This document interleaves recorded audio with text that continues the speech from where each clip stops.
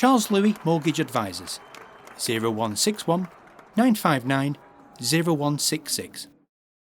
Well, on the subject of Pep Guardiola, I mean, obviously I was a working journalist when Kevin Keegan was in charge, and towards the end of his time, he made it clear he was going to leave at the end of his 5-year contract. So from about 18 months out, he started getting the questions of, you know, are you going to sign a new contract? And when he said he wasn't going to sign a new contract, then it was sort of, well, how can you carry on managing this team when they know that you're all going, or they all know that you're going? I can start to see, and I was watching the press conference on Friday, and it's not the first time it's happened, that journalists are starting to ask Pep that question. They don't directly do it at him because, first of all, he's too clever to answer it directly. And also, you know, he's done it before where he's waited to about this length of time before and then suddenly they've announced a new contract. But I just wonder, you know, if you're, and this isn't the first time I've asked this question, but if you're Erling Haaland or you're anybody really, Alvarez even, isn't the first question you ask either directly or via agent, so is Pep going to be here now for the full duration of my contract? Does it become an issue? Is it an issue? Are journalists right to ask that question? Gary? Well, being a player, you really want to play for the manager. That's a certainty. And that's why a lot of players want to play for Pep. Did with Fergie when he was there. Yeah, and obviously they want to play for them because they've got a successful club, successful team, and they want to learn under that manager. I think when you're talking about a player, yes, of course, he would want to know whether or not, whether it's Haaland, whoever, he would want to know whether Pep's going to be there when he signs, and how long is he looking to stay? Is he only staying for a year after the player signs? Because then he's going to be thinking, what happens then if a new manager comes in and don't like some of the players that and a perfect example of this, and okay, we'll go back a few years, Steve Daly. Steve got a merciful stick from City fans, which was uncalled for, because Steve was an excellent player, but he played him in the wrong position, Malcolm.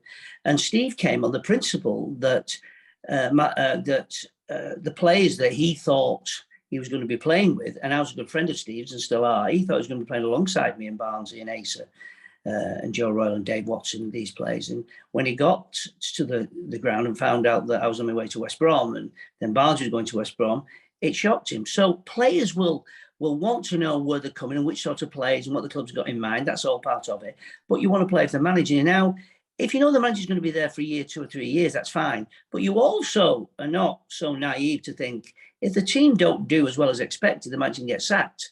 So you can't put a clause in to say if the manager gets sacked or he moves, then you want to move as well.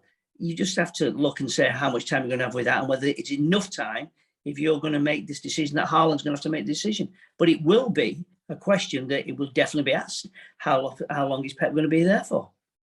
It has to be asked. I mean, it might not be a question that people want to repeatedly be asked, and Pep won't want it repeatedly asked, but it needs to be clarified, doesn't it? I mean, I just get the feeling with Pep that once I don't think he'll manage another team in England.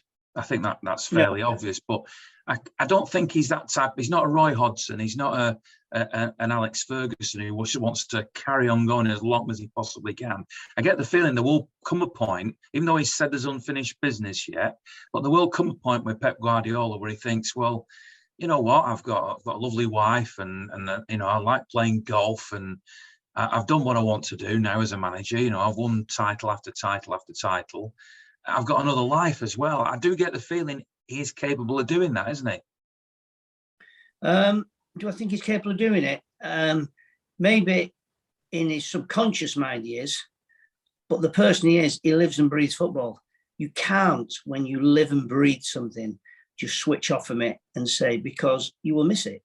I mean, he lives, breathes, speaks everything, just football. He's completely, probably to the detriment of his family.